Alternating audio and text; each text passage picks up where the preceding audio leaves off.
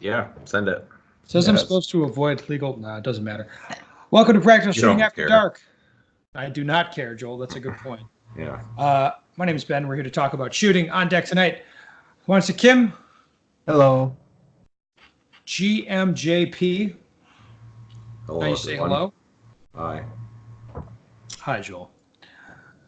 Well, folks, you guys know the rules. Everybody's here. They come with a topic. Then we take a question if we feel like it, if I have time. So, yeah, that's it. Who'd like to go first? I can go. I can start off. Yes. Yeah, you can. What's up, man? Yes. I don't even know what your topic is. It's exciting, though. For me, the season for this year is kind of already over. I mean, I'm still shooting the production nationals and stuff, but my main division carry optic is over. So I've been enjoying the off season, and every year, somewhere around this time, so when November is about to come, that's when other matches start to announce the date and all that stuff. Mhm. So I wanted to talk about preparing or registering or making your schedule for the next year. So when you make a schedule, of course, like thinking about your next year overall focus and goals. So that's one thing that you want to think about. Like, hey, this year I did this, and I had improvement on these sectors, these skills or match performance, blah blah blah. And next year I'm gonna focus on this. So this is a good time for actually deciding in November-ish. Decide what you want to do. If you want to increase dry fire, increase live fire, then you want to start buying stuff. Buying, especially for people in the US, it's gonna be a very good opportunity to get discounted stuff in Thanksgiving. So start thinking about what you want to start buying, especially like bullets, for example, guns and gears. Like, of course, Ben Stego Pro Shop will have some killer deal, I guess. Hopefully. Hey, and just to interject, like as an example, I Yeah. already had a big box of stuff show up for me. That's equipment for next year, and it showed I up have too. in mid-October. Like 4 belt rigs, optics, magazine extensions, like gear that I do not plan to shoot in a competition for 6 months at least. Yeah. And that's good. that's being smart. That's just, you got to get ahead of this. Don't be the guy putting your gun together in fucking May. Don't be that guy. Exactly. Yeah, and like to explain, so then, Ben, if you're going to shoot carry optics and it's like January is rolling around or February and you're like, hey, I can't get these base pads I want or these magazine extensions, when are they going to be in stock? And they're back ordered for a couple months. Oh, what are you talking Like, about? That's No, the position guys, you don't want to be in. guys will send an email 7 o'clock Tuesday night, like, hey, I'm leaving for this match Friday morning. Can you guys overnight me this thing? And you're just like, what? Like, what the hell? Now, occasionally things break and people need things, Sure. but usually it's a lack of planning. Yep. So write stuff down on your phone and buy a bunch discounted price, Black Friday again. So that's a good place to buy, or a good date to buy. And another one is scheduling. So scheduling for both competition and practice. So basically, you can generally think in terms of, hey, where I live in Washington State, it's not going to be a really good place to train in up to March because the weather is so bad, raining all the time. So my live fire will hit up really hard from April to September. But until then, I'm gonna do dry fire, but I'm gonna be collecting all the reloads. So like you decide months where you wanna hit hard on the dry fire and select the skills that you wanna work on in dry fire. And then once the live fire starts, you should exactly know what you wanna practice in live fire. So when live fire season comes, you just go out to the range and not doing anything specific, then it's not gonna be as productive practice. So you can segment the year into, I do 4 sections: the first quarter, second quarter, third quarter, something like that. So I specifically focus on one sector of the skill. Like this year, what I did was transition. I broke into 4 sections.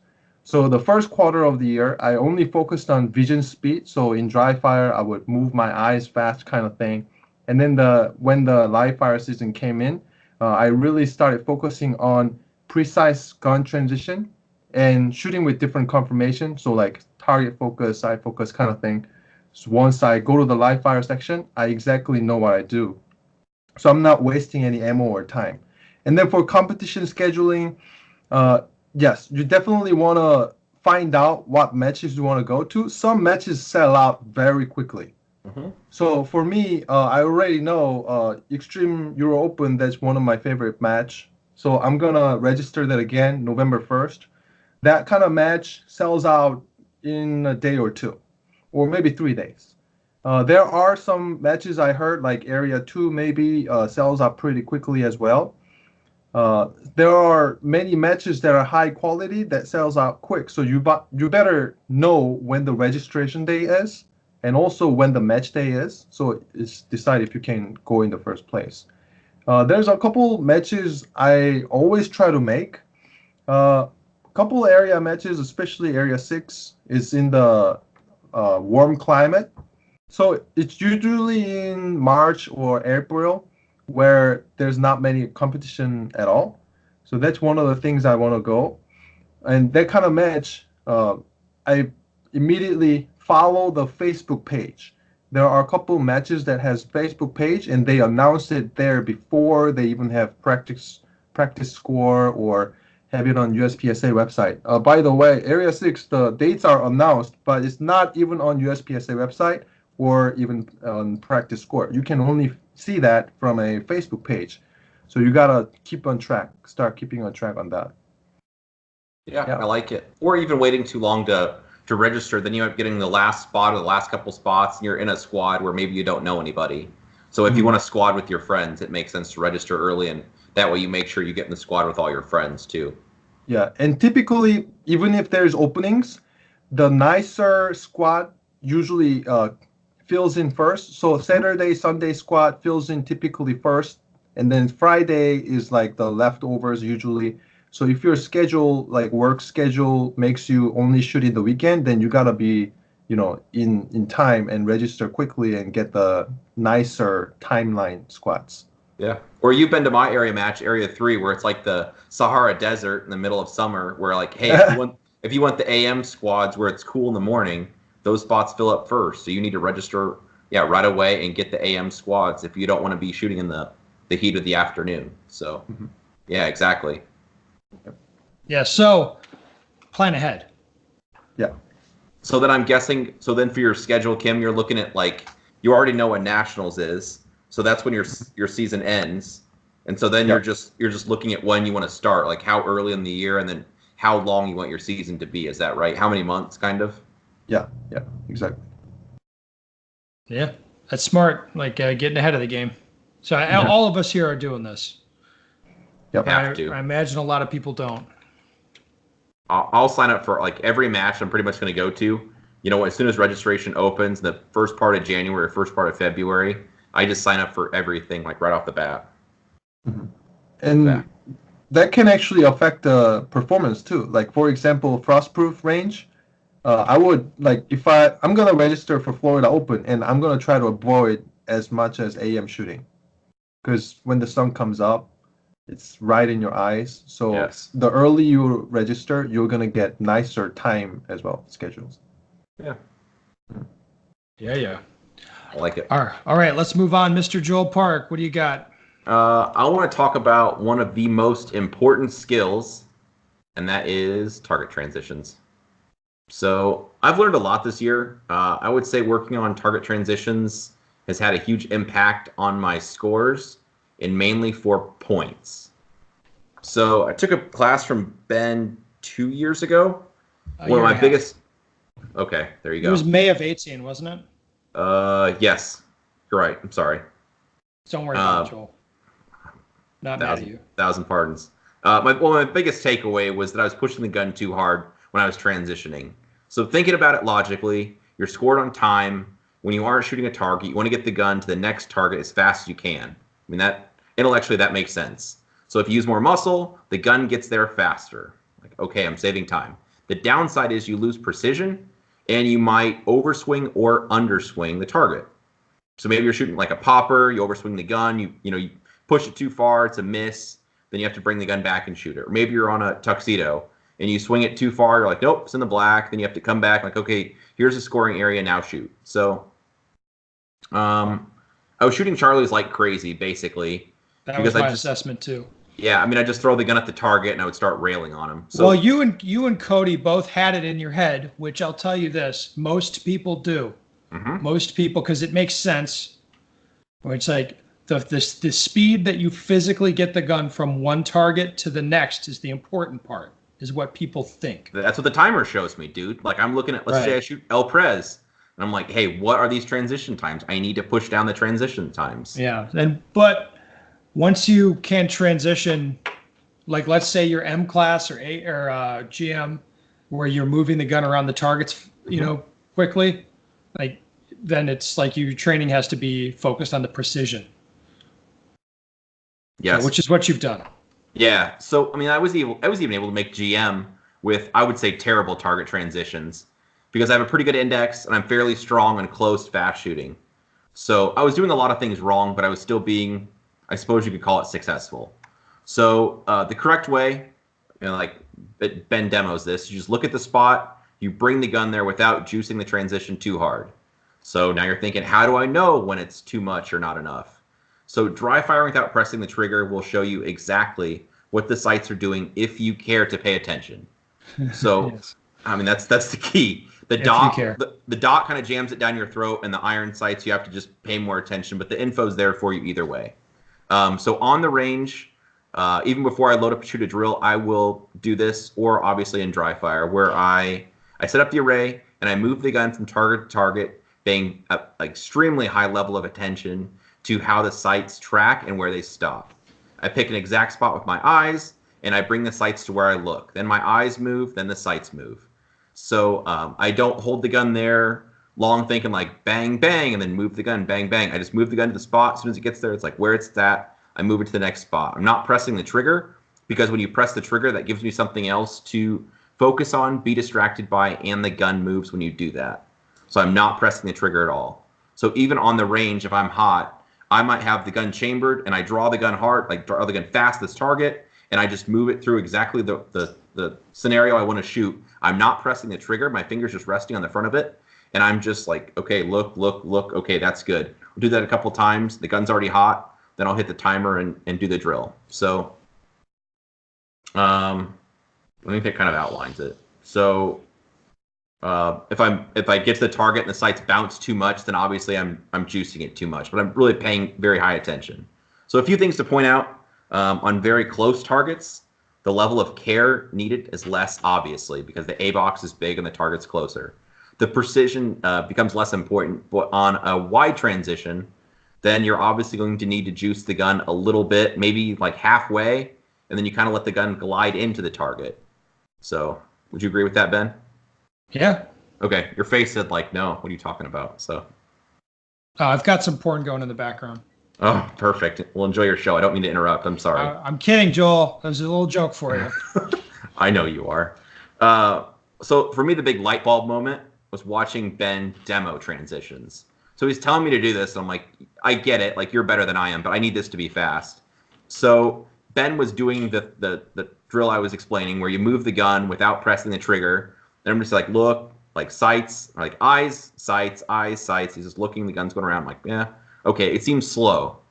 But then when he actually shoots it, it seems like, oh, that's pretty sporty, because he's doing everything immediately. So the time gain there actually comes from, like on that tuxedo example, juicing the gun hard, it goes to the tuxedo, like, nope, it's off in the black. Okay, I need to wait. Okay, now I bring it back to the right. Yep, now it's good. Now send it. Like, that's the spot. Where instead, you just move the gun there, like, oh, it goes to exactly where I want it to go. As soon as the sight gets there and it stops, then that's when the shot breaks. Yeah. So you reminded me of something, Joel. Okay. Am I going to get you off track if I interrupt? No, you're good. All right. So Joel's bringing up a lot of stuff here that was in class. So one of the most watched pieces of content that's on Training Group right now is the Omaha class video dumps that Joel recorded this year that contains all this stuff that he's talking about and a lot more. If you're a Training Group member, go watch that stuff.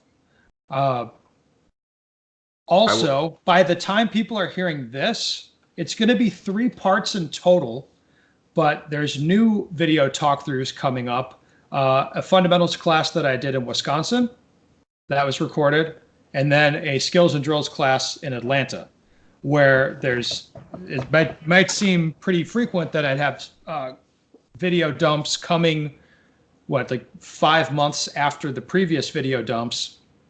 But both of the classes have changed a little bit, and there's some new drills put in there, including a really good transition drill that Mr. Kim came up with called Designated Target. Remember that one, Kim? Yeah. So if you're a training group member and you'd like a good transition drill, go on training group and take a look at Designated Target. It's a pretty good drill, and it was interesting enough that I put it into a skills and drills class and ran that segment for the first time in Atlanta, and I really liked it. It was good. So if you're curious about that stuff and you are a training group member, you can dive a lot deeper down that rabbit hole. Video dumps, Designated Target. You've got head speed drills that you put up there, Kim? Or eye speed? I put 3 transition videos. The first one is maximizing vision speed. Second one is maximizing the gun speed with precision stop. And the third one is confirmation. Yeah, so you can go pretty far down this rabbit hole, which I assume you've done, Joel. I have. Yeah, so if what Joel's talking about sounds complicated to you, you're like not understanding it, there's a lot of it's explained in video. The only downside is if you watch all of the videos I just mentioned, I reckon it's 6 hours of video in total. Does that sound right, Kim? Yeah. Four class dumps. Yeah, it's the off season. 4 class video dumps, a drill, and then 3 transition things. Mm-hmm. Yes. So, sorry to interrupt, Joel, but you're good. You had me like, hey, if you want more information, go to this. And you watched the new video dumps, Joel. Did you like them? I've watched both of them. Yes, I like them. What did you think of the new segments for skills and drills? Because there was more than just the one new segment. I don't know what you noticed. I liked the position entry and exit. That was different. The one where you're around the barrel. I like that with the 3 poppers. I plan to set that up actually. Yeah, the stop and pop segment. Yeah. Because you notice how I do it in blocks. Uh-huh. Yeah, okay. Yeah, I already made a mental note. I plan to set that up. I liked that quite a bit. You liked all the new shit. Mm-hmm. Well, that's good. I like the new shit too. So, yeah, I hate making general statements, but like if what I'm talking about, if you're not sitting there shaking your head, then you're probably on some level doing something, or something could be better. Like I guess Ben would say, I normally work under the premise that no matter who I'm working with, it could be better, and I'm rarely wrong. So if these concepts, if you're not shaking your head like, yeah, that's what I'm doing, that's what I'm thinking about, I mean, you ought to check out the information on Training Group or give some of the stuff a try for yourself, because there's a lot to be gained. And like I said, so watching people shoot, that's one of the first things I start picking apart on people, is because you watch somebody that really tries to shoot aggressive, and when you look at things to key in on, watch their shoulders, and if you see a lot of tension, or sometimes like people like I used to, I'd slam the gun so hard where you'd almost watch like their torso, or almost like all the way down to their butt, just like you see it like just like bouncing back and forth, where it does not look like they're just like looking to a spot and bringing the gun. You see their whole body moving because they're so tense, because they're trying to slam that gun around so much. So just one thing I want to mention is in our sport, 32 rounds field course is pretty common. Mm-hmm. In a 32 round field course, we shoot 32 times. So shooting fundamentals is used 32 times, and we typically have about 20 transitions, depends on the number of poppers. So as you can see, movement position to position, maybe 6-7 positions, maybe, and one draw. Yeah, maybe one draw, 3-4 reloads for production. So you can see target transition is very important. It's usually the difference between a guy who's really good, like a master grandmaster guy, and a really great guy. It's usually understanding your target transitions and understanding how to do it properly. Well, and not even to pat myself on the back, but I shot a match this past weekend that I had a stage, like an overall stage win on, where there's like some very, very competent shooters in limited and carry optics. I was shooting my production gun, and there was a steel stage where you shot a plate rack, and there was a mini at, maybe 20 yards, and another mini after that at about 30 yards. And I watched the video and I just brought the gun up. And it was like ding, ding, ding, ding, ding. And it wasn't the fastest thing you ever saw. And I moved the gun. And as soon as it got to the 20-yard, like I saw the gun stop. And as it was stopping, the shot broke. It's like ding. And then I just moved it to the next one. It was like as soon as it got there, it just ding. Like I went 1 for 1 on that. No big deal. And I just, like I looked to the spot. I just bring the gun there. Go ahead. You're going fast and working less hard. Yeah. And especially on the close stuff where, I mean, Ben, you've seen me shoot close stuff. I can rail on that close stuff hard. I ended up having, it was like 25 or 26 rounds. A lot of, the rest of it was all paper. And I had, I think, maybe 2 Cs on some very close, fast shooting. And it was so much easier on me. I just look at the spot, the gun gets there, and I just start shooting, as opposed to I see 3 targets in kind of a cluster, and I just like, wham, wham, and then I just slam the gun to the next target. Wham, wham, slam the gun to the next target. Wham, wham. Instead, I just like, I look, press the trigger, look, press the trigger. You get better points. The time's about the same. Yeah. It's a net win. True story. All right. Joel, you want me to talk about cues? I do. There's been a lot of talk in training group about that. Yes. And I think it would be good to expand on it. Right. So a cue, the way we're defining it, is it is the thing that you think about or the thing you put your brain to work on when you're training. So as an example, let's say you're doing target transitions like Joel just described. I'm doing some training and I see overswing. I see evidence of overswing. Either I'm seeing it on the sights or seeing it on the targets. So Joel, what would a training cue be for me? If I'm doing transition drills and I see overswing, what's the cue? Like, hey, maybe your shoulders are too tense. I need to be relaxing my shoulders. Relax shoulders. So then I keep doing the drill I'm doing, and now I shift my brain. The cue is relax your shoulders or something. So over the course of a lot of training, what you find is that different cues work for you for different things, which is why for anything that you explain to a guy, it's helpful if you can explain it 6, 8, 10 different ways, because that guy will find one way that works for him, and that'll feed into like some training cue that he understands. Relax this hand, clamp that hand, look through your sights on this. Those sorts of ideas that people get into their head, and they as they shift their focus around to different points, they'll get different results. So those kind of training focal points are cues, if that makes sense. And what people should understand is that those are really powerful. It's if you're the type of person that goes and just does a lot of repetitions when you're training, hoping and focuses on what's the points, what's the time, how many reps can I do, how many rounds am I firing, you focus on that stuff, that's not as effective as focusing on very specific cues for your training that you train into yourself, to where anytime you put your brain on this spot, anytime the input is this, the output predictably becomes something else. Like relaxed shoulders, precise transitions, a very clear input and a clear output for you. Yeah. Or like for me, I'm pretty strong at fast shooting. Like I want the sensation of the tips of my fingers on my support hand being smashed into the grip from my firing hand, being smashed in the grip from my support hand, and I want the feeling of my firing hand being relaxed. It's like those are very specific things. Like, hey, I'm going to do this fast shooting. I want to feel those fingers be smashed in. I want to know that I should have the feeling that I'm relaxing my firing hand. Relax my firing hand. Now, that's the cue that's going on in your brain. The reality is likely that you're still holding onto the gun with your firing hand really fucking hard.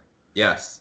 But I'm telling my brain, just relax. Yes, exactly. So the cue is just this thing that you tell yourself, and what's actually happening may be different, which is fine. The cue just works for you, and you know that, and you trust that. That's what's really important. So anyway, if you have a list of cues that work for you, that could be helpful.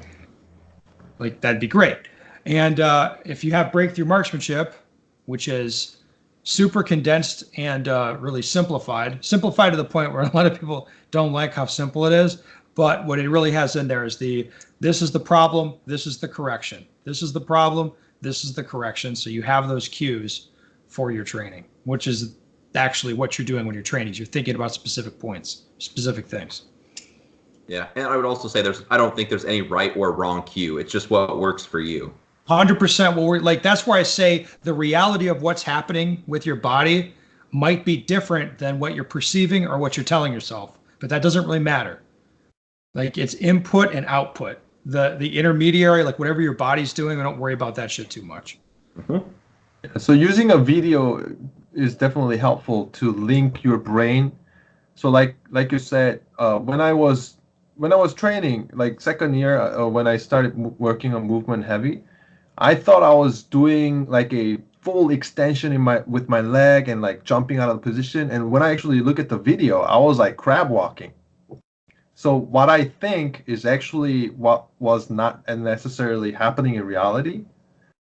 So sometimes videoing yourself really helps to actually be realistic. And also, when I teach my classes, all my classes so far, I tell them to go to failure. So I have a specific way to tell or teach people how to find what's the exact necessary grip pressure for the strong hand. I actually tell them to shoot strong hand only, but not like a blading or just freestyle, take your support hand off. And then I tell them to shoot current grip and then 50% of your current grip pressure and to see if the gun moves inside your hand or not, because the grip pressure is not enough. Like I haven't seen anybody who had the gun moving around at a 50%, half the grip pressure they were gripping before. Typically, they have to grip like 25% of their current grip pressure to actually start like having the gun moving around in this strong hand.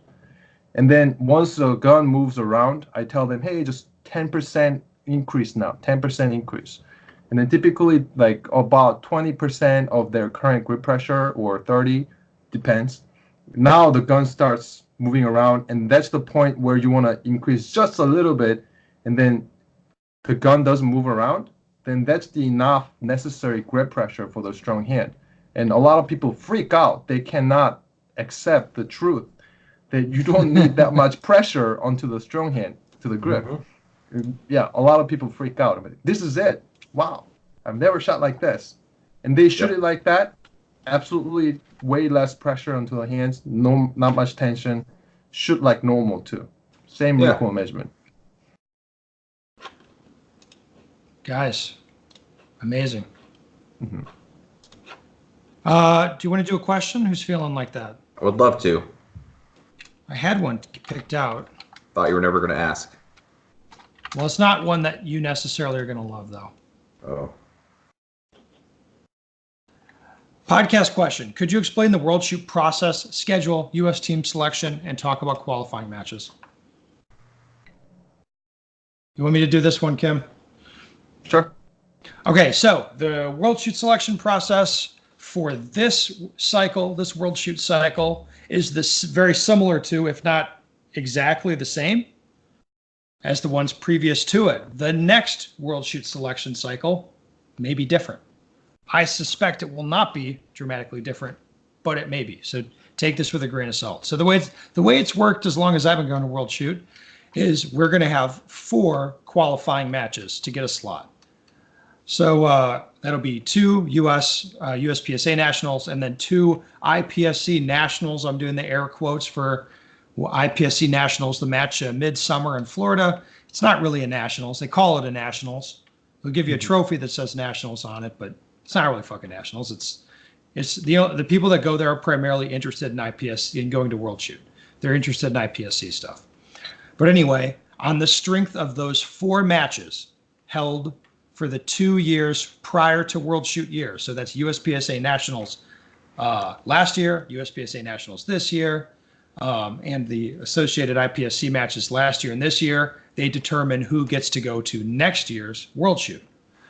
Now, in any division where we field a team, or any category we field a team, so that could be production, we have a team, or open ladies, we'll have a team. We'll have either 3 or 4, typically 4 people will get selected for team spots in that division, maybe in that category, whatever. They'll be put on a team for USPSA. That will take the most of the balance of slots that we get. So basically, if you're a guy listening to this, like you want to be top 4 in the points for whatever division you're in to get a slot for World Shoot. Now it's a little bit fuzzy around the edges of this. The policy is written in such a way that USPSA can change up and change their mind. And the policy is not written expansively enough to cover new divisions.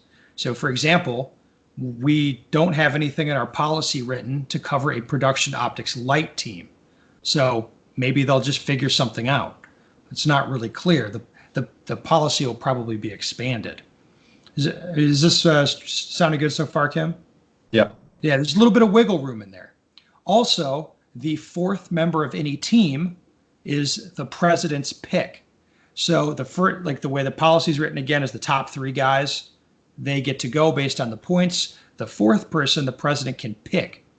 So what this is supposed to do is cover like the Mason Lane scenario, where you have a guy who's really good, who's probably going to get a slot based on the points, but he breaks his fucking arm. And, now we're in a situation where he can't really compete for a few months during the selection process. But if we're hiring guys to do a job, we want the best guys to go collect trophies for USPSA.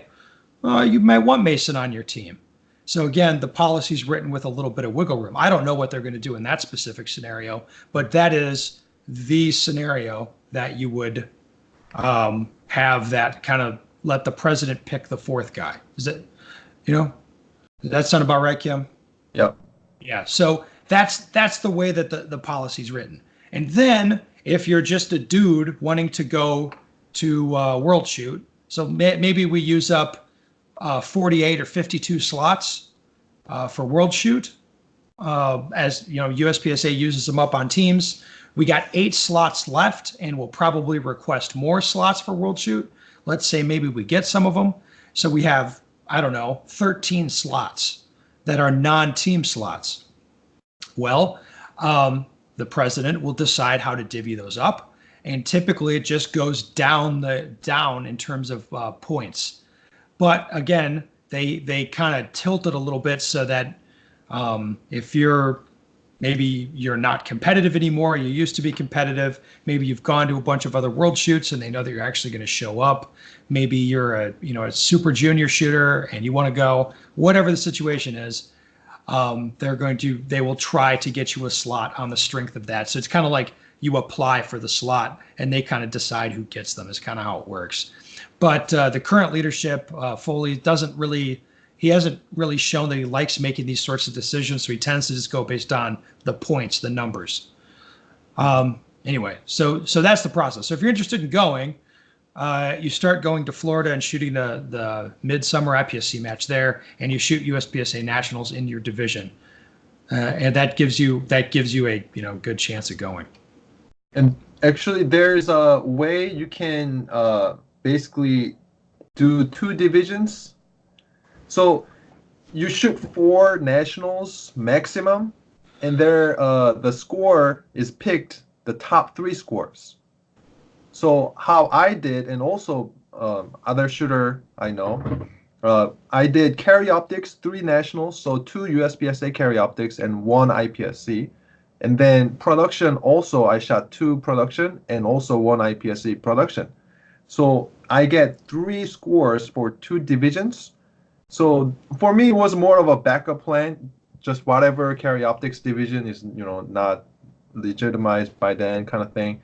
So I can kind of pick and choose if you don't feel confident on one division, but if you're interested in other division that's not your main, you can still try to go to the World Shoot by going to, Revolver Nationals or something that's less competitive.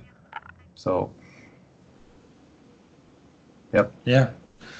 Well, you have anything to add to that, Joel? No, I think you guys knocked it out of the park. Does that process sound good to you?